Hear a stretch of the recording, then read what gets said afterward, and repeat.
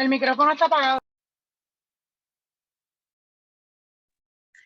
Santo Padre, pues ha estado apagado todo el tiempo. Ya oré con el micrófono apagado. Aleluya. Padre Santo. Gracias, Elimen. Bueno, en el nombre poderosísimo de Jesús, ahora sí, comenzamos con el capítulo 4 del libro de Juan. Y dice acá, cuando pues el Señor entendió que los fariseos habían oído decir, Jesús hace y bautiza más discípulos que Juan, aunque Jesús no bautizaba sino sus discípulos, salió de Judea y se fue otra vez a Galilea. Salió de Judea, ¿hacia dónde? Hacia Galilea. Y esto es importante poder verlo en el mapa para que nosotros entendamos exactamente cómo era que estaba constituido esa área de Israel en ese tiempo. Tenemos aquí que el territorio de Galilea, lo habíamos visto en una de las clases anteriores, es el territorio que se encuentra cerca del mar que lleva su mismo nombre, ¿verdad? El mar de Galilea. Este es el área de Galilea. En el centro tenemos el área de Samaria y Jesús está acá, está en Judea. Y dice aquí el versículo que salió de Judea y se fue otra vez a Galilea. Galilea está situada al norte, es una zona montañosa, pero también cuenta con una fértil llanura. En esta región se encuentran lugares importantes como Nazaret, Caná, Capernaum y obviamente el mar de Galilea. Nos habla un poquito aquí del lago. El lago tiene 21 kilómetros de largo y 12 de ancho. Está situado a 210 metros bajo el nivel del mar y es un mar rico en peces, pero también es peligroso porque se levantan fuertes tempestades. Algunas de ellas son mencionadas en la palabra. Los habitantes de Galilea eran en su mayor parte campesinos y pescadores, y de ahí que la mayor parte de las parábolas de Jesús tengan como marco la vida pesquera y la vida agrícola. De hecho, si uno le va a poner como una base a Jesucristo, desde dónde operó Jesucristo. Jesucristo casi todo el tiempo estuvo en esta área. Se dice que su casa estaba en Capernaum. Así que vemos esta transición de un Jesucristo que se encuentra en Judea y que se va a mover a Galilea ahora en esta historia de Juan capítulo 4. Ahora, para eso tenemos esta región en el medio, que es la región de Samaria. Y en el versículo 4 dice, le era necesario pasar por Samaria. Entonces, cuando uno mira el mapa, pues uno dice, pero es que iba a tener que pasar por ahí como quiera, porque si no, ¿por dónde iba a cruzar? Lo que ocurre es que en ese tiempo había una gran división, había una gran guerra, lo vamos a ver un poquito hacia adelante, y la gente, los judíos, no pasaban por Samaria en ningún momento. Los judíos se iban por esta área de acá, daban la vuelta y se iban a cruzar hasta Galilea, pues cruzaban por el otro lado de esto que tenemos aquí, que es el río Jordán. Así que ese cruce en esta dirección no se daba en ese tiempo, los judíos no cruzaban por ahí. Por eso es que es tan importante este versículo que dice, y le era necesario pasar por Samaria. Dice aquí que Samaria está situada entre Galilea y Judea, es una región fértil. Sus habitantes no eran propiamente judíos, estaban mezclados con inmigrantes del pueblo asirio, dando lugar a un pueblo multiétnico. Voy a explicar eso un poquito más adelante. Relativizaban la importancia del templo de Jerusalén, tenían su propio templo en el monte Garizim, también lo vamos a ver más adelante. Los principales lugares de Samaria son Sicar, Siquem y la propia ciudad de Samaria. Y los judíos y los samaritanos pues se odiaban mutuamente. Entonces tenemos a Jesucristo que se encuentra en Judea, que ahora necesita ir a Galilea, pero le está diciendo a su gente, voy a cruzar por Samaria. Así que ya de por sí, esto es como inhala y exhala. Aquí está nuestro maestro que nos está diciendo que nos va a meter por un sitio donde nosotros no queremos pasar. Así que muchas veces en nuestra vida, especialmente en el ministerio, para cruzar de un lado a otro hay que pasar por sitios donde nosotros no queremos pasar. Y ahí va la primera ministración de esta noche. Prepárate porque vas a tener que cruzar por donde no quieres cruzar. ¿Quién me habla por ahí?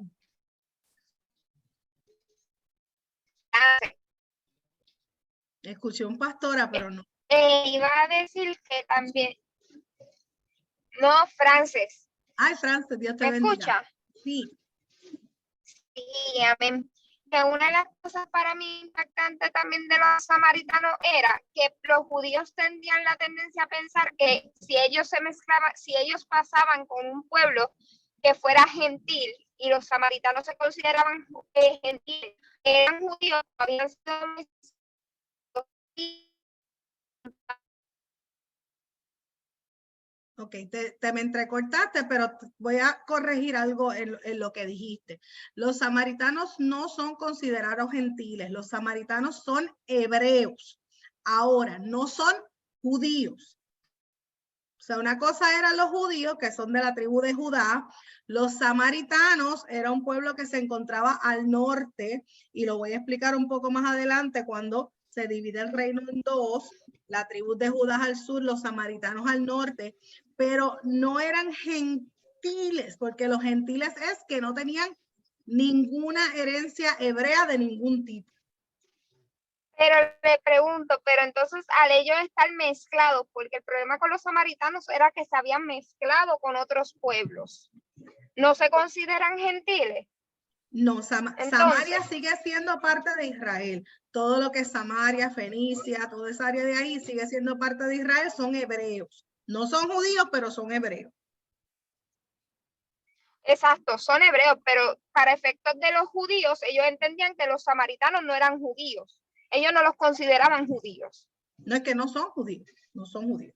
Exacto, por eso. Y entonces ellos sentían que si ellos subían, a donde Samaria, pues se estaban mezclando con otro pueblo. Voy a profundizar en eso un poquito más adelante. Si te quedas con la duda después que lleguemos a esa parte, vuelves y me dices. Claro, dale, sí. Sí, claro que sí. Entonces, en el versículo 5 dice, vino pues a una ciudad de Samaria llamada Sicar, junto a la heredad que Jacob dio a su hijo José.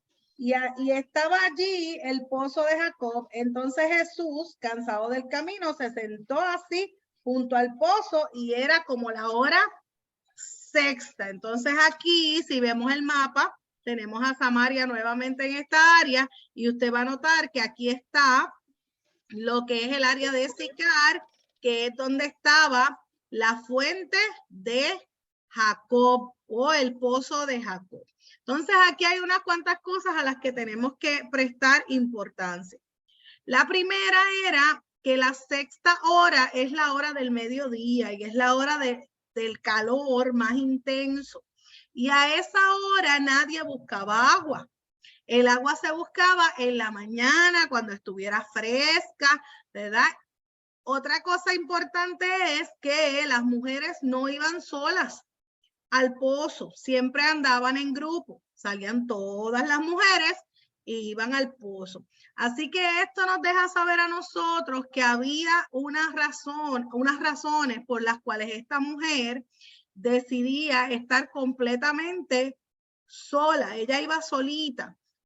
Obviamente, según vamos viendo la historia y en un segundo entramos en esos versículos, hay una alta probabilidad de que esto fuera una mujer con muy mala reputación, una mujer que probablemente había sido muy rechazada por el pueblo, ¿verdad? Y dice la palabra que de lo vil y de lo menospreciado, escogerá a Dios, ¿verdad? Para avergonzar a quienes, a los sabios. Otra cosa importante es que Jesucristo está en este libro de Juan dándonos diferentes historias de cómo él se va relacionando con diferentes personajes que representan algo en los pueblos, ¿verdad? En el capítulo 3 estuvimos viendo cómo Jesús le explicó a un maestro de la ley, mira, las cosas no son así. Tienes que nacer de nuevo, le dijo a Nicodemo. Ahora está aquí con la samaritana, pero es la mismo tipo de enseñanza. Él viene a decirle a la samaritana, mira, mamá, las cosas no son así. Te voy a explicar cómo son las cosas.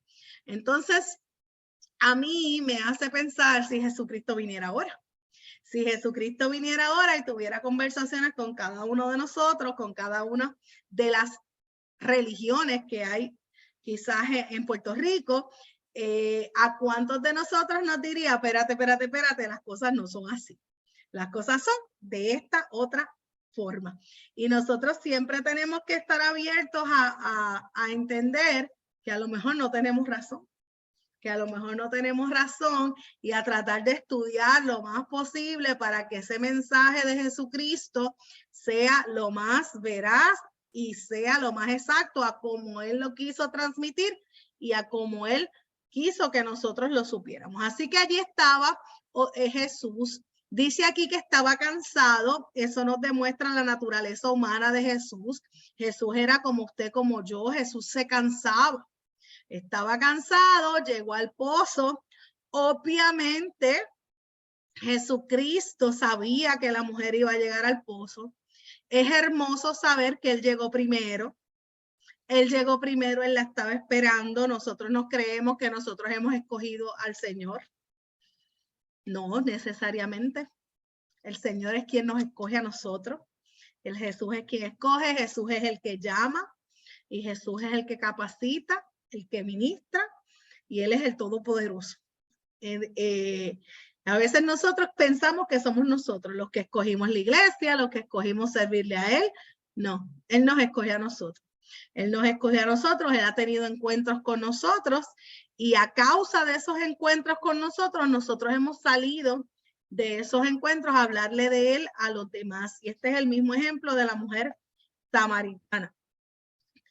El pozo de Jacob no era cualquier lugar, era un sitio específico y especial donde ya habían ocurrido unas cosas. Y la Biblia relata en Génesis 33, 18 al 19, que Jacob regresó de las tierras de Harán a Canaán con toda su familia y con abundante ganado. Y se estableció a las afueras de la antigua ciudad de Siquem, y allí llegó a comprar el terreno que ocupaba, pagando por él 100 monedas de plata a los hijos de Amor. Esto fue aproximadamente en el año 1800 antes de Cristo. Y este campo fue heredado por José, ¿verdad? Por su hijo José, por expreso deseo de Jacob. Pero José murió en Egipto. Ahora, cuando José muere, él le hace una petición al pueblo de Israel. Le dice, cuando ustedes salgan de aquí, lo estoy refraseando, por favor, llévense mis huesos. Y fue en ese campo donde depositaron los restos de Josué que habían llevado consigo desde Egipto, y esta era la voluntad de José en aquel tiempo. Entonces tenemos aquí el pozo que está en este campo que era de Jacob y que está solamente a 220 metros de la tumba de José. Les voy a poner un video para que usted pueda ver, porque este lugar existe ahora mismo. Estamos en la ciudad moderna de Nablus, el antiguo Siquem. Estamos actualmente en el verdadero pozo de Jacob. El pozo de Jacob tiene una profundidad de 40 metros, según nos acaban de indicar, que está cerca de la cámara de amor. Vamos a echar esta agua de aquí y tú vas a ver en qué tiempo cae el fondo. Recién cayó al fondo. ¿Sí? El pozo de Jacob, de acuerdo a la historia, ubicado en Siquem, la palabra Siquem aparece aproximadamente 69 veces en la escritura. Toda esta zona de aquí fue comprada por Jacob cuando vino huyendo de Padán Aram hacia Hebrón, donde estaba su padre, y llegó aquí a Siquem y él compró esta heredad y hizo este pozo. También el pozo de Jacob es muy famoso, sobre todo en el Nuevo Pacto, porque aquí nuestro Señor Jesucristo tuvo el encuentro con la mujer samaritana, y no solamente por eso, sino porque casi todo el pueblo, de acuerdo al Evangelio de Juan capítulo 4, conoció a nuestro Señor Jesucristo, lo reconoció como el Salvador del mundo a través del testimonio de la samaritana. Así que pues estamos aquí en un lugar no muy accesible para los turistas, es un lugar prácticamente ubicado por los palestinos, y actualmente aquí tenemos una iglesia griega ortodoxa. Bendiciones. Okay, entonces ahora le voy a estar presentando acá la tumba. Aquello era el pozo y esta es La tumba de José es un monumento funerario situado en la entrada del este al valle que separa los montes Gerizim y Ebal, 325 yardas al noroeste del pozo de Jacob, en las cercanías de Cisjordania, ciudad de Nablus, cerca de Digabala, el sitio bíblico Shechem. Una tradición bíblica identifica el área general de Shechem como el reclinar lugar del bíblico patriarca José y sus dos hijos, Efraín y Manasés. José es el 11º hijo de los 12 hijos de Jacob, y ancestro de 2 de las 12 tribus de Israel. Su madre era Raquel. Jacob lo amaba más que a todos sus hijos, porque lo había tenido en su vejez, por esta razón era el más querido por su padre, lo que produjo la envidia de sus hermanos. Además, tenía sueños en los que aparecía alzado por encima de estos, prediciendo lo que iba a suceder en el futuro. Por ser el favorito y quien quería Jacob que fuese su sucesor, le elaboró una túnica de colores que lo distinguía, lo que enfureció aún más a sus hermanos, que buscaban la ocasión para vengarse. Un día sus hermanos llevaron a sus animales a pastar en un lugar lejano a sus tiendas. Al pasar el tiempo y ver que no regresaban, Jacob envió a José a buscarlos y ver que se encontrasen bien. Sus hermanos, al ver desde lejos que venía José, planearon matarlo. Rubén, el mayor, intentó convencerlos de que no era buena idea. Cuando llegó, lo tiraron a un pozo de agua vacío y lo tuvieron atrapado hasta decidir qué hacer con él. Al otro día pasó por esos lugares una caravana de mercaderes que se dirigían a Egipto y sus hermanos lo vendieron como esclavo. De regreso con Jacob, le mintieron diciendo que habían encontrado su túnica, la cual habían mojado con sangre de cordero para hacer creer a Jacob que fue atacado por un lobo y lo mató. Jacob lloró la muerte de su hijo querido sin consuelo. De esta manera José... Ok, entonces ahí vimos, ¿verdad? Para que usted vea la referencia histórica, donde está ahora mismo el pozo, hay una iglesia ortodoxa, y también pudimos ver las imágenes de la tumba de José. Toda esta escena de la mujer samaritana se está dando en esta área. Entonces, en Juan 4:7 dice: vino una mujer de Samaria a sacar agua, y Jesús le dijo: dame de beber, pues sus discípulos habían ido a la ciudad a comprar de comer.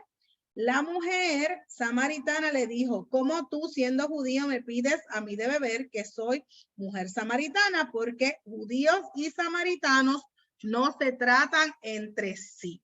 Entonces, ahí tenemos, número 1, Jesús hablándole a una persona samaritana. Ahí está rompiendo con todas las tradiciones, ¿verdad? Y con todas las creencias del pueblo judío.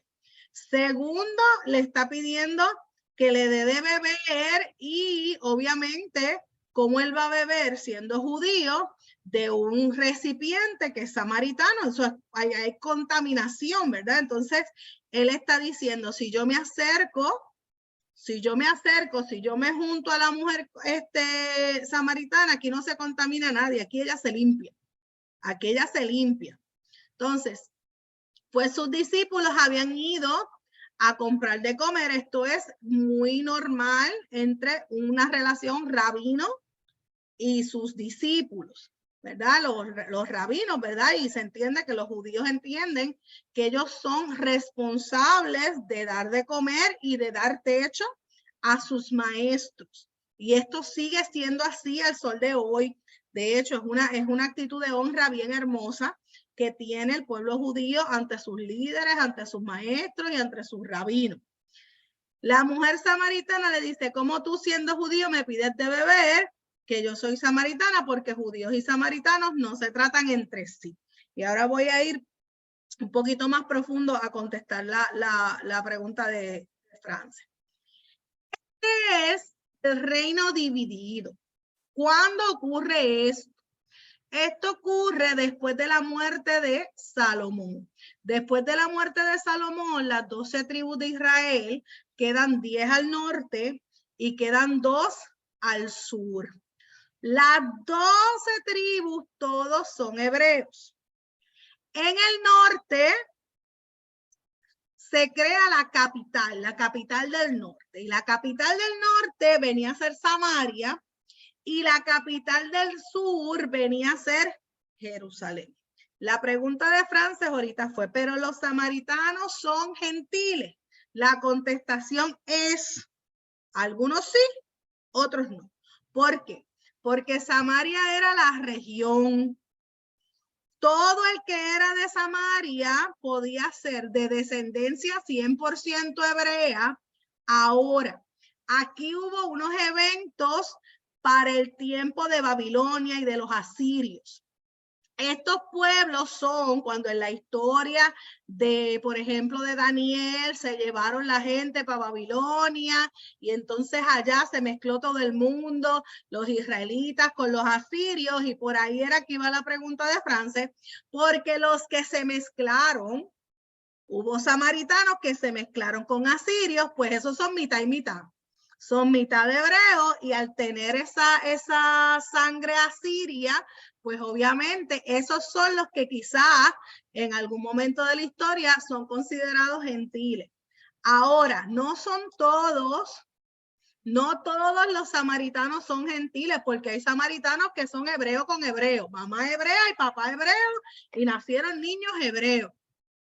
¿Verdad? Son esos específicos que se pueden haber contaminado con la sangre asiria, los que en determinados momentos podrían ser considerados gentiles, aunque la realidad es que son mitad y mitad porque siguen teniendo sangre hebrea. ¿Contesté, Frances? Sí, contestaste. Ok. Pero entonces, Ajá. pregunta. Que te oyes entrecortado. No se hablaba.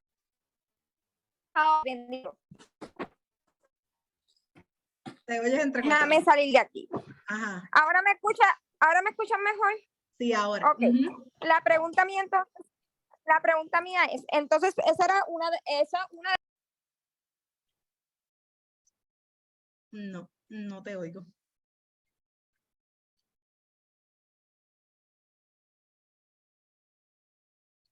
Bueno, sigo en lo que ya logra.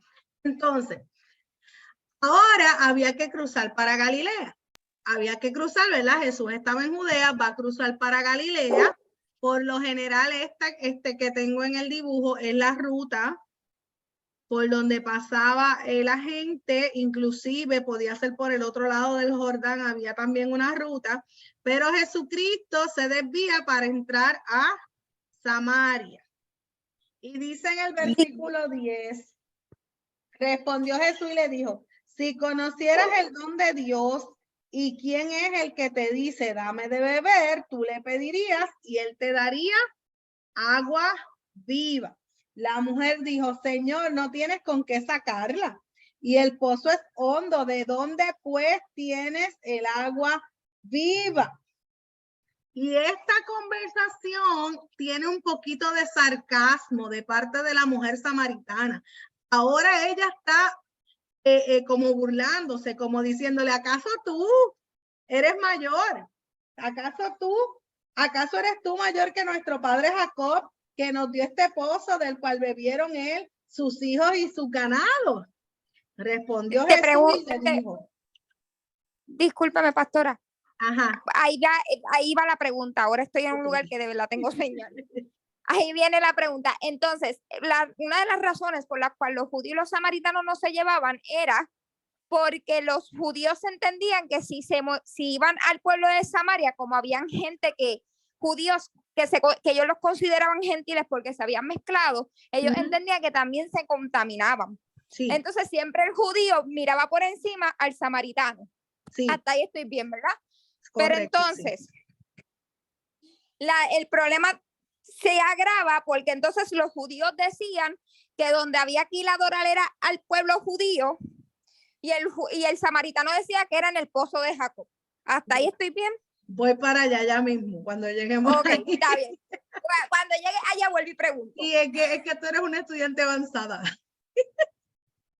Dice, respondió Jesús y le dijo, cualquiera que bebiere de esta agua volverá a tener sed, mas el que bebiere del agua que yo le daré no tendrá sed jamás, sino que el agua que yo le daré será en él una fuente de agua que salte para vida eterna.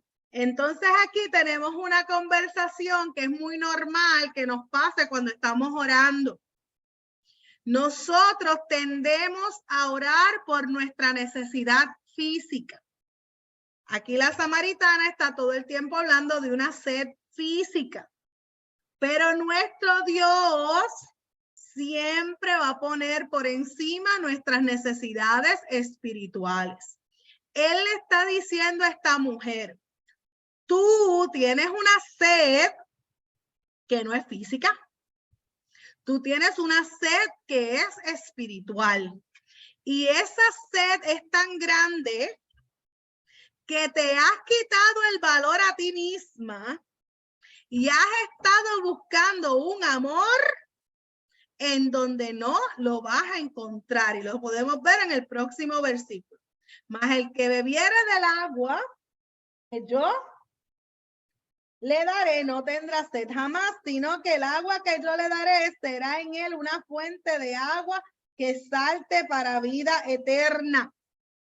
Y la mujer le contesta, Señor, dame de esta agua para que no tenga yo sed ni venga aquí a sacarla. Y Jesús le dijo, ve y llama a tu marido y ven acá. Mira lo que Jesús le está diciendo, ve y busca lo que tú amas. Porque obviamente a un marido uno lo ama. Ve y busca lo que tú amas. Y respondió la mujer y le dijo, no tengo marido. No tengo marido. Y Jesús le dijo, bien has dicho, no tengo marido, porque 5 maridos has tenido y el que tienes ahora no es tu marido. Esto has dicho con verdad. Tienes sed de algo espiritual. Y a través de tu vida te has equivocado y has estado buscando ese amor que solamente puedes recibir del Dios eterno. Una y otra vez, llevas 5 veces buscando ese amor en el sitio equivocado. Y el marido que tienes ahora, pues ese tampoco es. Ese tampoco es tu marido, esto lo has dicho con verdad. Ninguna de esas 5 relaciones afectivas te van a llenar el amor que tú necesitas. Y le dijo a la mujer, Señor, me parece que tú eres profeta. A causa de que Jesucristo le revela esta verdad, a causa de que Jesucristo la está enfrentando, ella le dice, pues me parece, ¿verdad?, que tú eres profeta, así que aunque seas judío, así que aunque yo no debería estar hablando contigo, yo voy a reconocer que tú tienes un don espiritual que yo no tengo. Pero ¿sabes qué? Yo no quiero hablar de mi vida personal. Y ella viene y le cambia el tema. No me interesa hablar de mi vida personal, no me vengas a hablar de los maridos que tuve, ni de los pecados que hice. No me toques las llagas, no me toques las heridas. Ay, ay, ay, ¿cuántos hacemos esto? No me toques mis heridas. Y viene y le cambia el tema. Y le dice, nuestros padres adoraron en este monte. ¿Y de qué monte estaba hablando la mujer samaritana? Este monte es el monte Gerizim. Le voy a poner un video cortito. El video está en inglés porque no conseguí nada en español, pero lo que quiero es más que usted vea el lugar, cómo es hoy en día y dónde era el monte donde adoraban los samaritanos. Los samaritanos adoraban en ese monte porque ellos entendían que ese es el monte de la bendición. Se entiende que en ese monte era que Moisés adoraba, así que por tradición ellos entienden, ¿verdad?, que sus antepasados donde adoraban era en este monte, el monte Gerizim. Welcome to another life lesson from the Lamb. Today we are on Mount Gerizim, at the site of the Samaritan temple. In the past, beginning in the 5th century BC, the Samaritans had a temple built here by a renegade priest from Jerusalem, and the result was that they had a separate form of worship from Judaism. Read about that in John 4 when the Samaritan woman says, we worship on Mount Gerizim, and Jesus acknowledged that the Jews worshipped in Jerusalem because salvation was of the Jews. But notice here, we had a temple that was once here laying out with the Holy of Holies on this side and then extending with the altar on the far end, now replaced by a Byzantine church from the 4th century AD. At marking that spot, the Church of Mary Theotokos, Mary Mother of God, and one religion tends to replace another. So that the Samaritans built a temple not like the one in Jerusalem, picked a different place of worship. The Christians built then a building at the place where the Samaritan temple had been. But in fact, we shouldn't be replacing religions. We should go back to what Francis Schaeffer called the true truth, and that is the original instructions given in the Bible, where we should worship, how we should worship. And in that case, then, we go back to Jerusalem, to its beginnings, where God chose a mountain, Mount Moriah, and where Abraham came and attempted to offer his son Isaac. And then in time, the temples were built. They've been destroyed, but still that is a focal point of God's purpose and plan for planet Earth. And we believe one day the temple will return, and with it, the Lord Jesus. Okay. Entonces aquí tenemos el monte Gerizim, donde los antepasados habían adorado, pero estas no eran las instrucciones que Dios había dado. Dios había dado instrucciones de adorar en Jerusalén. Entonces aquí tenemos ya en el versículo 20 que dice, y vosotros decís que en Jerusalén, que es el lugar que se debe adorar. ¿Por qué pasó esto?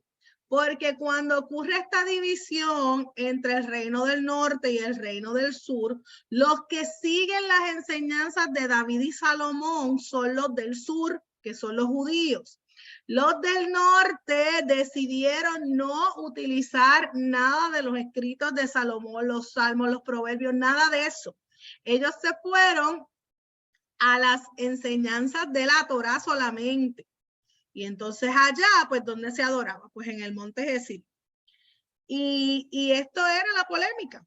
Samaritanos decían que era en Gerizim, mientras los judíos decían que era en Jerusalén. Y Jesús le dijo, mujer, créeme, que la hora viene cuando ni en este monte ni en Jerusalén adoraréis al Padre. ¿Qué le estaba diciendo Jesús a la samaritana? Es que el sitio no importa. Eso era lo que él le estaba diciendo. Olvídate de si es aquí, de si es allá. Jesús ya sabía que el templo iba a ser destruido en el futuro. No se trata de eso, le está diciendo Jesucristo a la mujer samaritana. No se trata de si es en Jerusalén o si no es en Jerusalén. Se trata de que vosotros adoras lo que no sabéis. Nosotros adoramos lo que sabemos porque la salvación viene de los judíos. ¿Qué le está diciendo?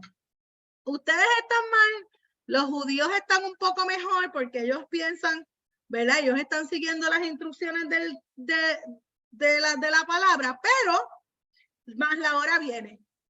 Hablando de su propia resurrección, ¿verdad? Y de su propia crucifixión.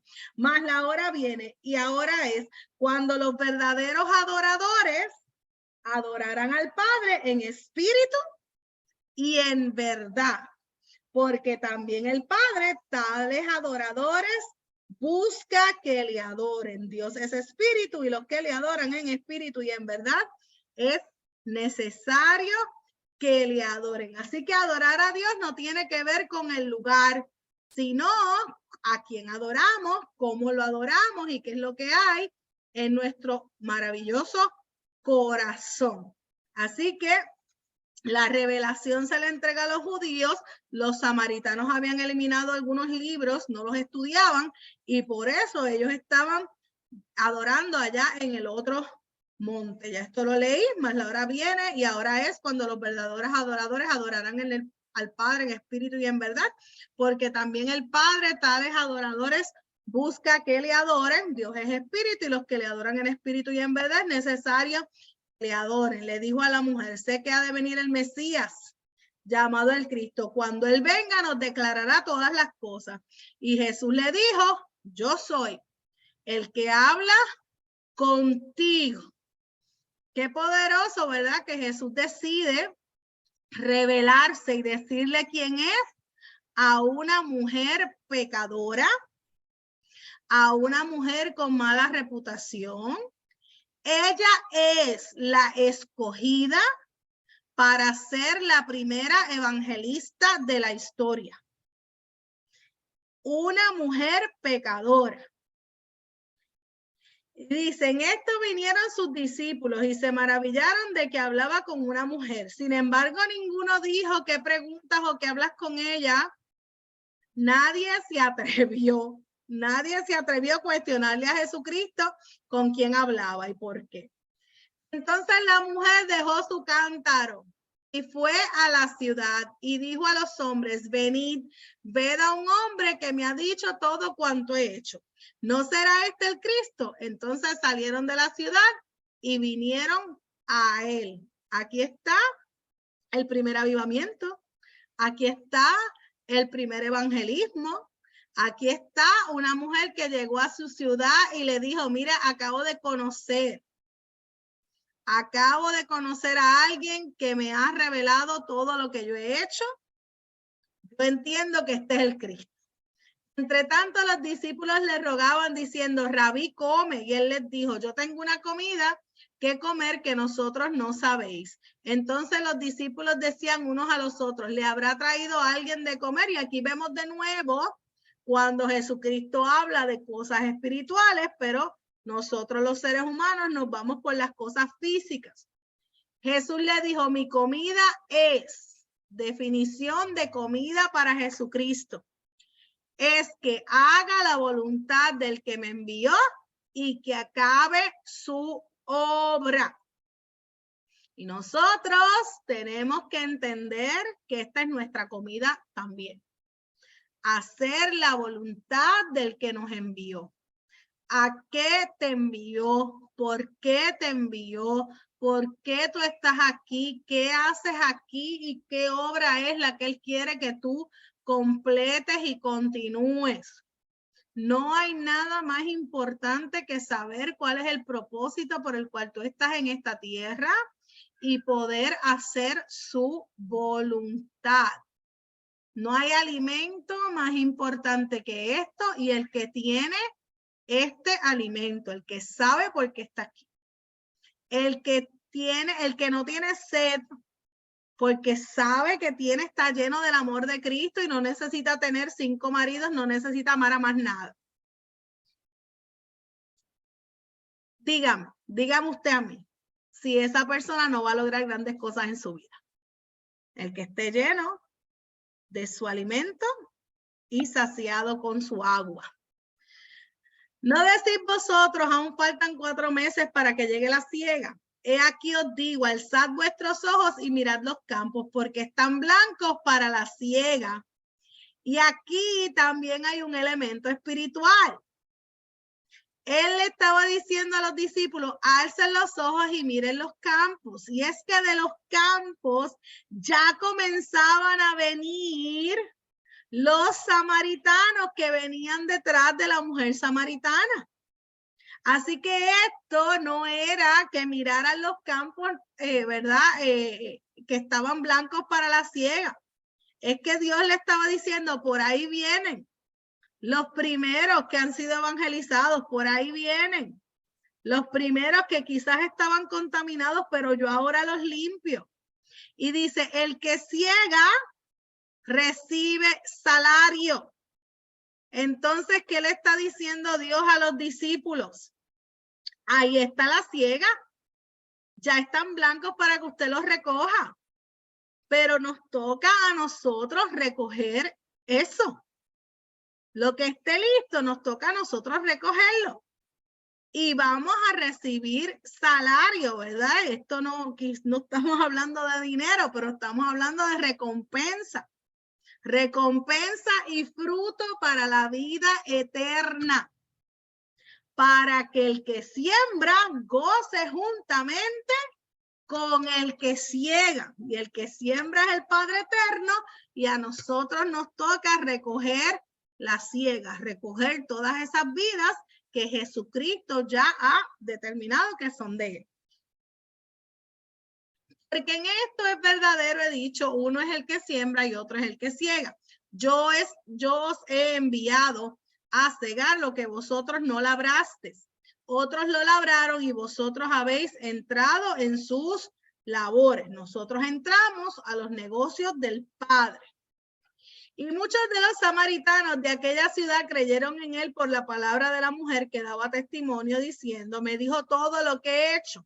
Entonces vinieron los samaritanos a él y les rogaron que se quedase con ellos, y se quedó allí 2 días. Así que Jesucristo estuvo 2 días allí asegurándose de que esas conversiones fueran reales, asegurándose de que esas personas creyeran en él.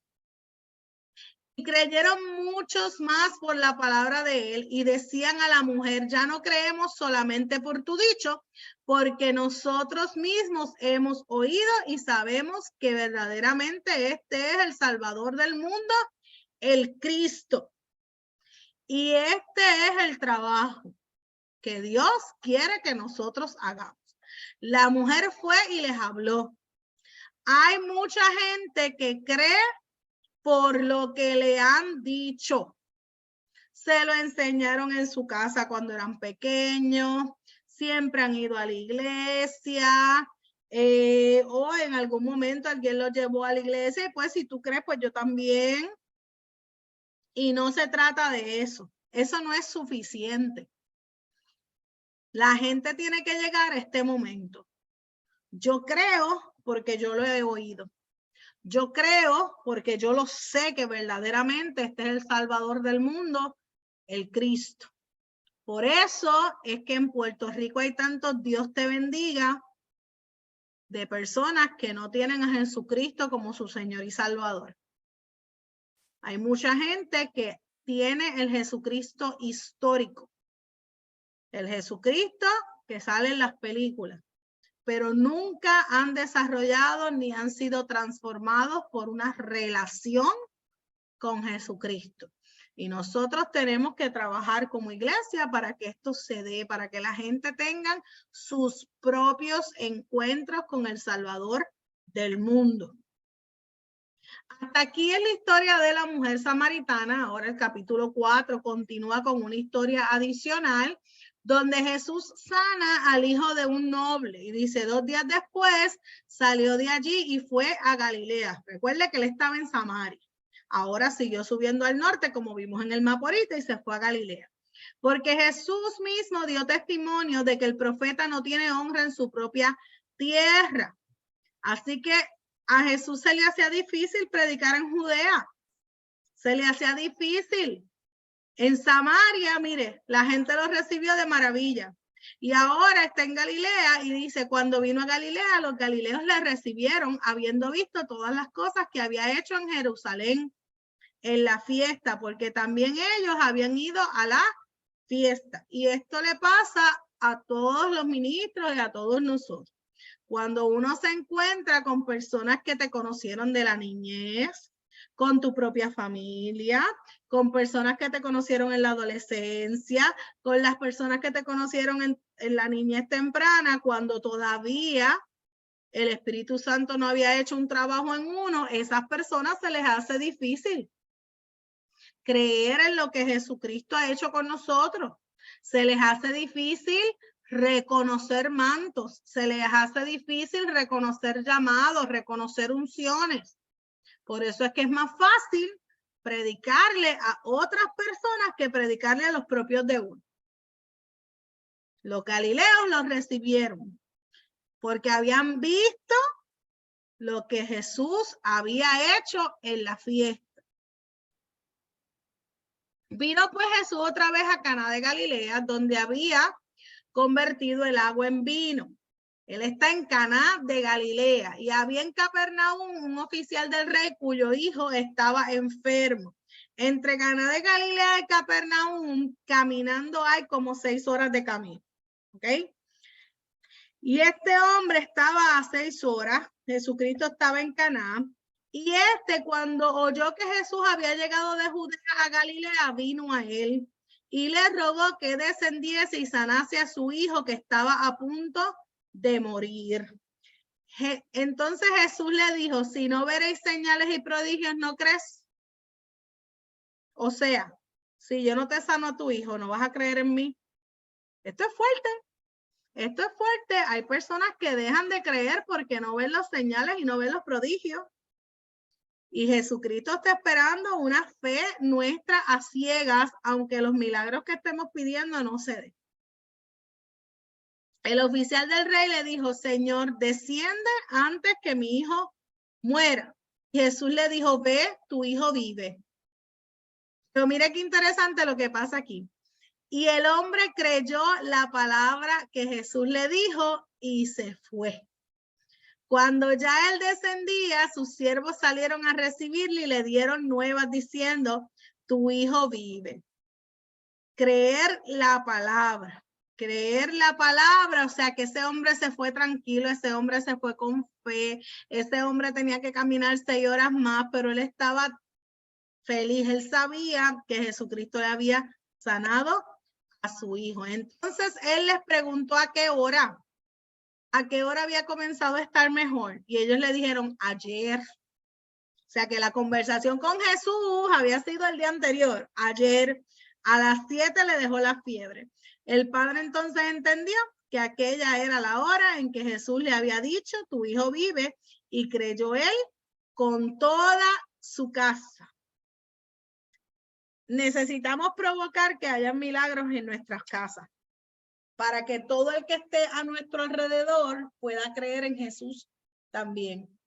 Nosotros tenemos que pedir, como pidió este hombre, y tenemos que creer. Y eso puede traer la salvación a toda nuestra familia. Esta segunda señal hizo Jesús cuando fue de Judea a Galilea. Y aquí hemos terminado con el capítulo 4 el libro de Juan. De los que tengo acá en el Zoom, si tengo alguna pregunta antes de desconectarnos. No, déjame verificar acá en Facebook si hay alguna pregunta. Bueno, yo no tengo una pregunta, yo tengo más un comentario. Dígame. Y fue cuando dijo lo de lo de la comida, que es la comida fue por del que me envió, y es como que realmente no hay nada que suceda en este mundo sin que Dios lo decida, y cada uno de nosotros estamos aquí porque Dios lo decidió. Dios dijo, ahora te toca a ti nacer, te voy a enviar, es tu tiempo. O sea, pudo haber sido cualquier otro Denis Capacetti, pero no soy yo, porque Dios me escogió a mí. Y así nos pasa a cada uno de nosotros. Él nos envió a nosotros. Sí, Él nos envió a nosotros, pero mira la mujer samaritana. La mujer samaritana creyó, fue y lo contó. Y ya eso es una decisión de la mujer samaritana.